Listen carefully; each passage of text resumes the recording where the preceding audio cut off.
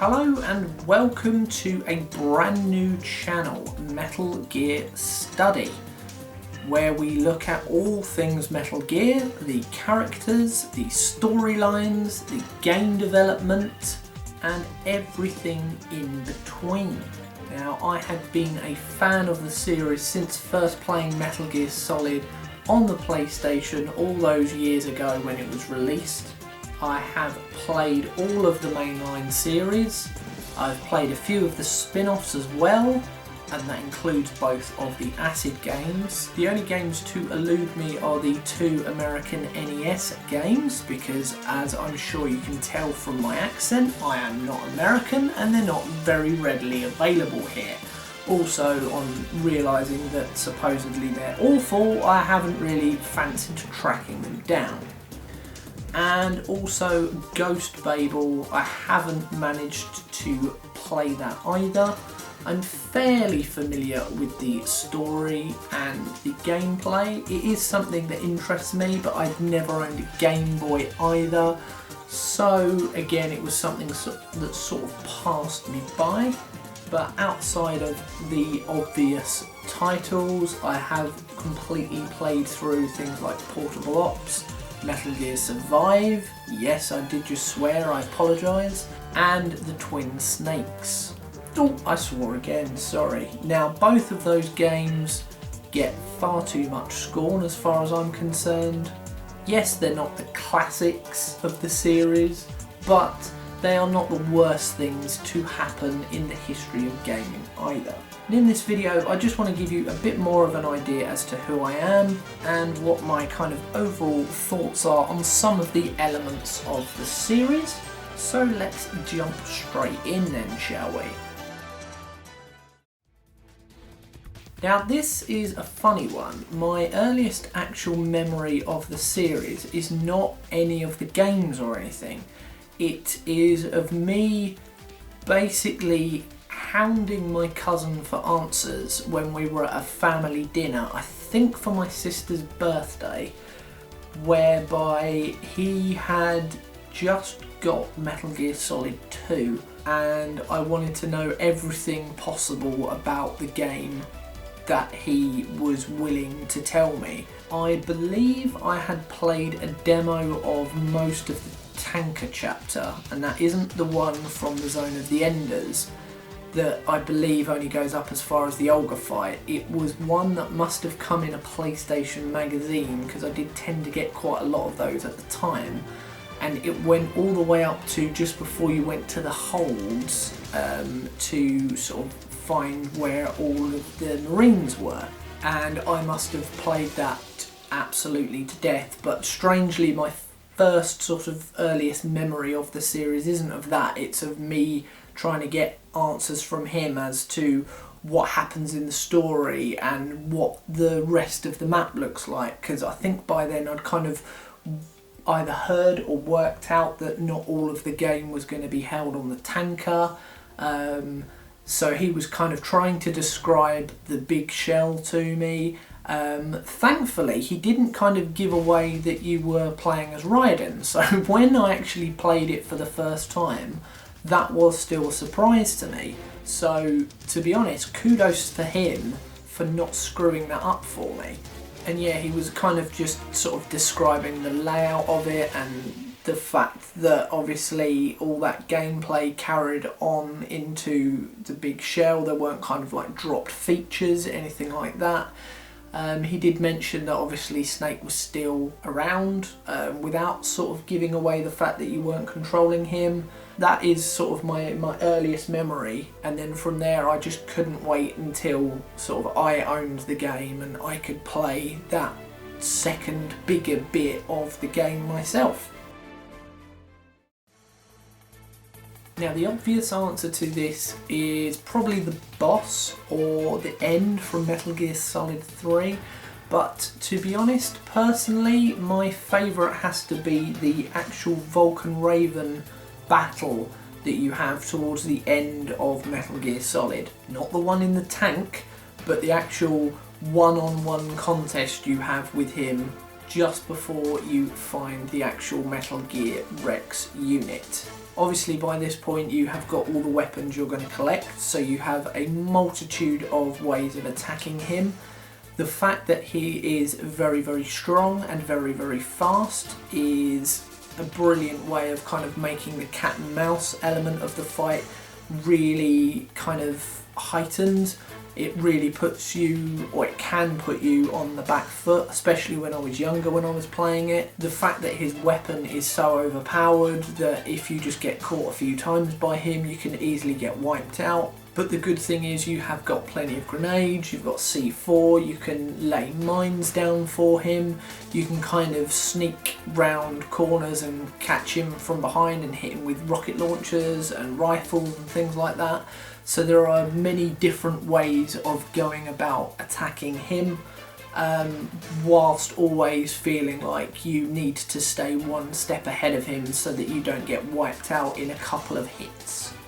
For me, it's much more enjoyable than sort of, I guess, the most similar fights you've got are the Olga fight in Metal Gear Solid 2 and the Ocelot fight on Metal Gear Solid 3.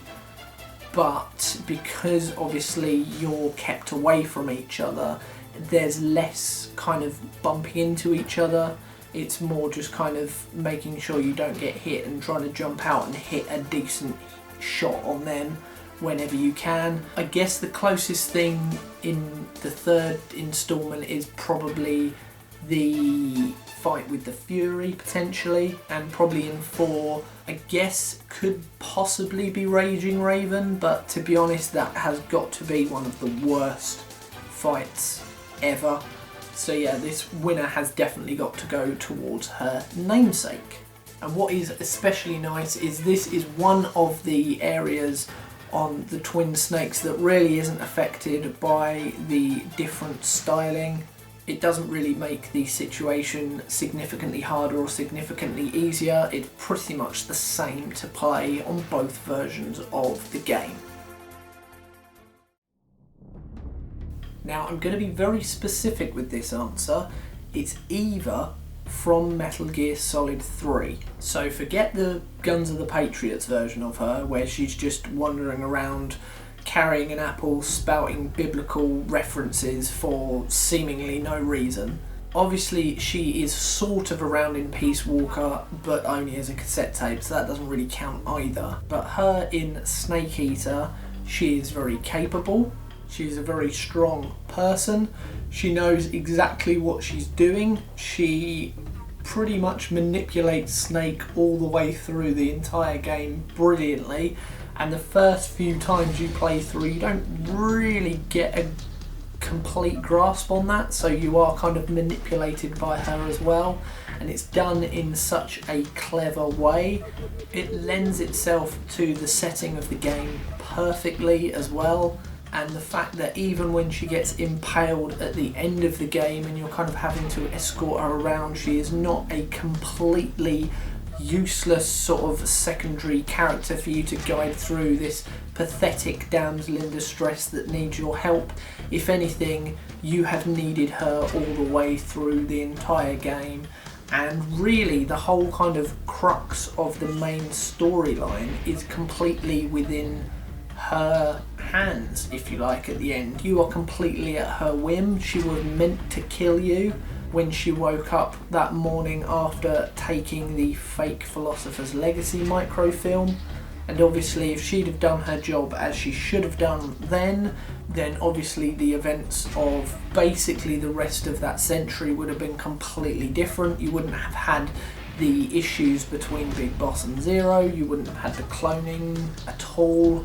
Zero wouldn't have been so opposed in trying to then kind of discover the boss's will. Would he have even been aware of it, because Big Boss presumably was the one that kind of told him what Eva had told him beforehand about the boss never really defecting.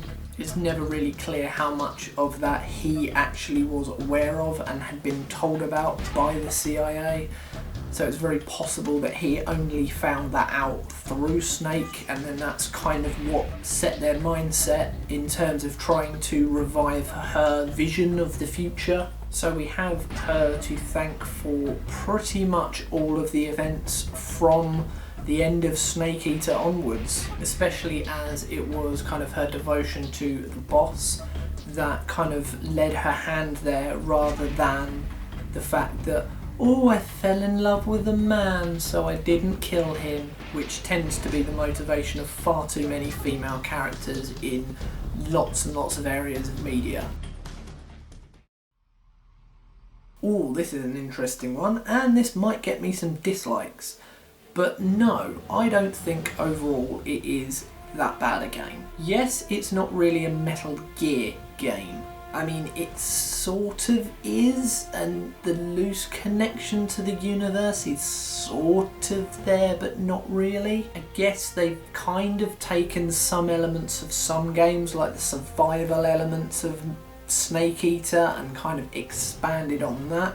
They've taken the base development elements of Peace Walker and the Phantom Pain and kind of expanded on them as well. The stealth elements are still sort of there if you want to play it that way, but you don't really have to. Even the buddy side of things from Phantom Pain is sort of there, because you can play the whole thing through in kind of online co-op mode, supporting each other. Granted, I'm kind of grasping at straws here, but the main thing for me that keeps me going back to it is just a different way of playing in the Fox engine. The fact that it uses the same engine as the Phantom Pain and Ground Zeroes, and it just gives a different way of playing within that engine, because I love that engine so much. The mechanics of those games work so well and kind of are one of the main things that keep me going back to them. And that was really the main reason why I tried Metal Gear Survive in the first place, was because it was another chance to use that engine to its fullest. And I really wish Konami would do something else with it, other than just Pez, because that's such a waste. I get why fans don't like it. If you're taking it kind of on the story basis, then yeah, it doesn't hold a candle to any of the games of the main series at all, or even probably Rising. But if you liked Ground Zeroes and Phantom Pain for its gameplay, and that was kind of one of its main features, and you haven't even tried Survive yet, I would advise trying to find a copy of a fairly kind of lowish price, which I would assume they would be now, and actually giving it a go and kind of come at it just from that gameplay aspect. Don't even really see it as a Metal Gear game, and you could get some fun and enjoyment out of it. But if you are only coming at it from kind of a story basis and kind of expecting it to tie in with the rest of the series, then yes, this definitely is not going to be for you, and is not even going to be worth any of your time at all.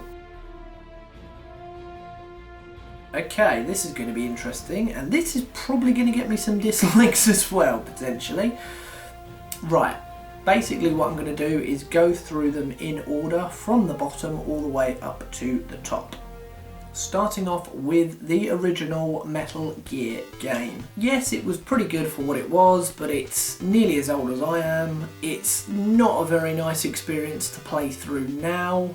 It is showing its age, and its main redeeming feature is that twist at the end, which we're all very, very aware of now.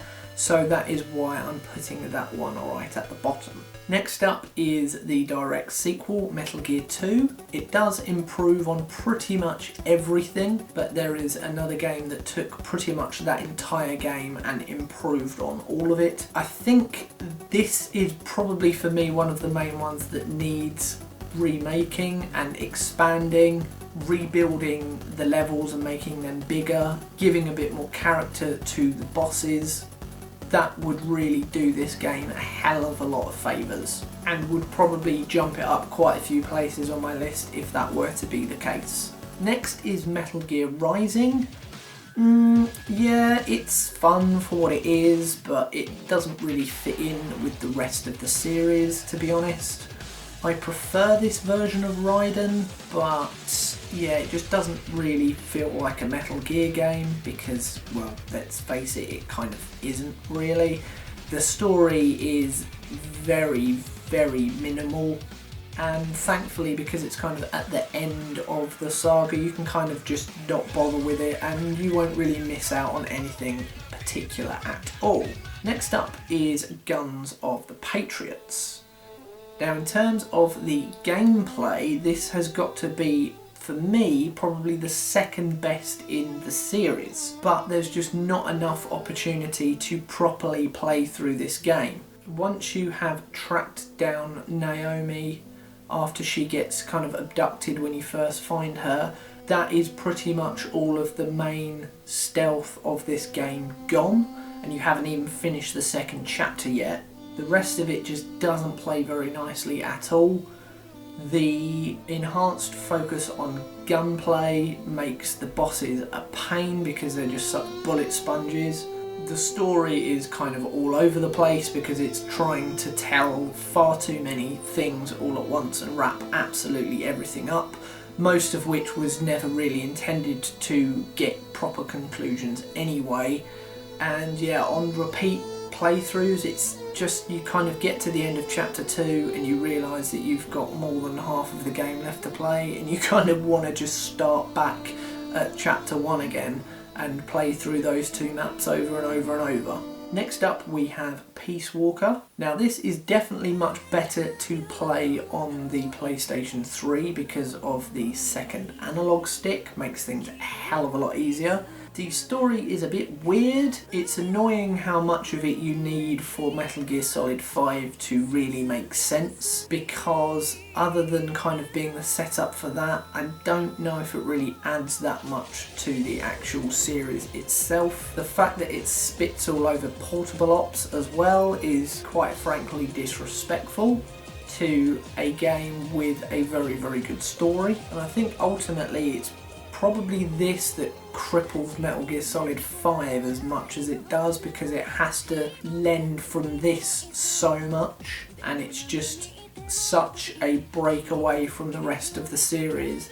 It's such a huge anachronism, and unfortunately it's right in the middle of the timeline. If it was right at the end, like Rising is, it might be easier to kind of just overlook, or potentially even if it was right at the beginning you could kind of start beyond it, but because it's right in the middle and bridges so much, you kind of have to really heavily involve it in all of the lore and the character development. Next we have Portable Ops. To be honest, the only thing this really suffered from was the actual mechanic of recruiting soldiers. I think if this had the recruitment mechanic from Peace Walker, this might even go up a few more places for me.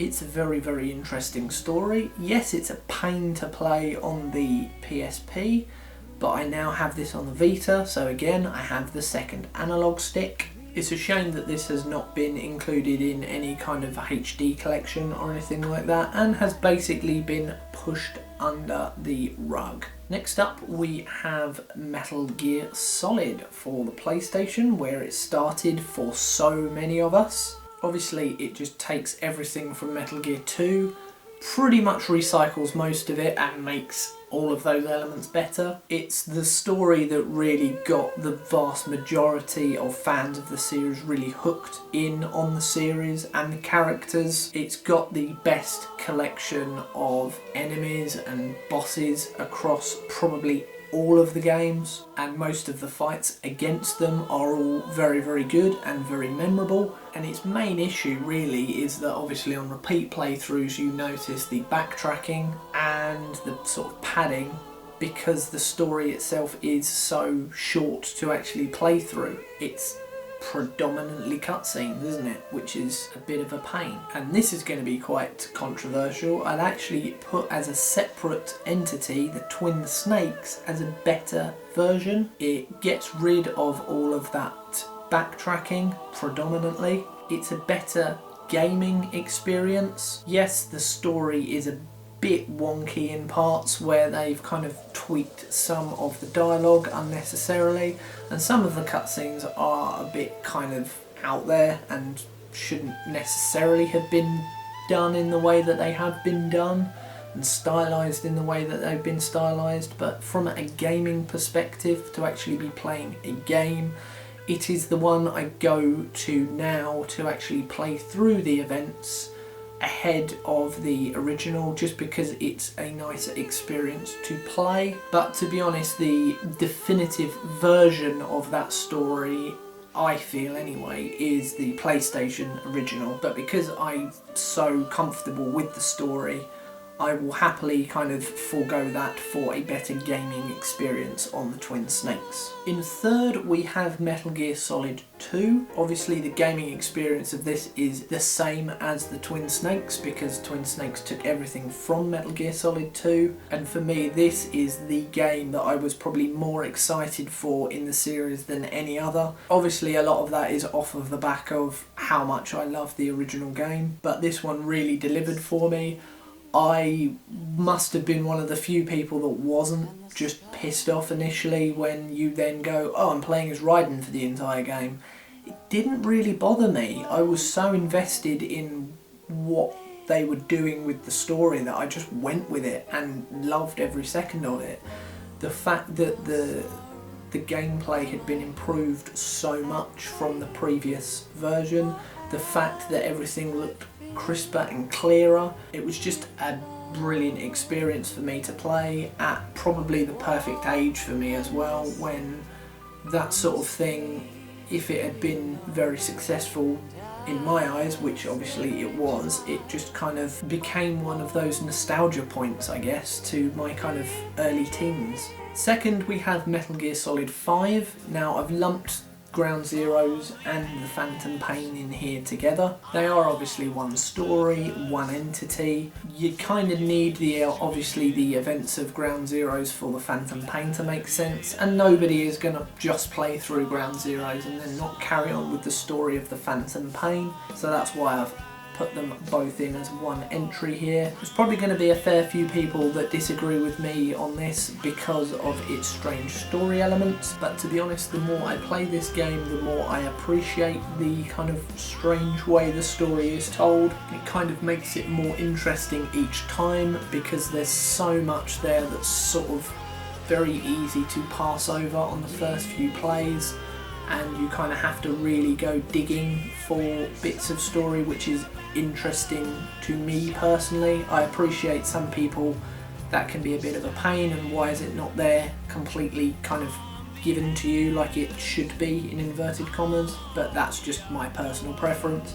And the gameplay has got to be the best gameplay of the series, hands down. It's just so much fun to play as Snake in that game. And at the top of the list is Metal Gear Solid 3 Snake Eater. It has got some of the best characters in the entire series. It's really clever how it kind of subverts everything that we were thinking was going to happen after Metal Gear Solid 2, and the fact that it goes right back to the roots of the entire storyline.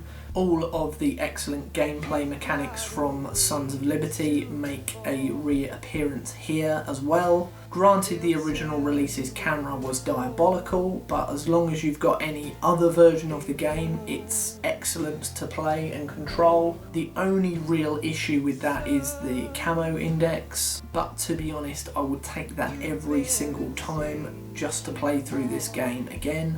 Funnily enough, I am currently playing through this game again at time of recording this video, and I think this might be the first time that I've actually managed to kill the end before the fight with the end. In previous times I kind of tried once and either got sort of spotted and he got wheeled away, or I just sort of missed and he got alerted and wheeled off. This time I was determined that I was going to be doing that, so I actually saved the game just before it so that I could retry. I actually needed about 3 attempts, just because I was completely caught off by how quickly he managed to get behind that locked door on the first couple of attempts after I actually missed him.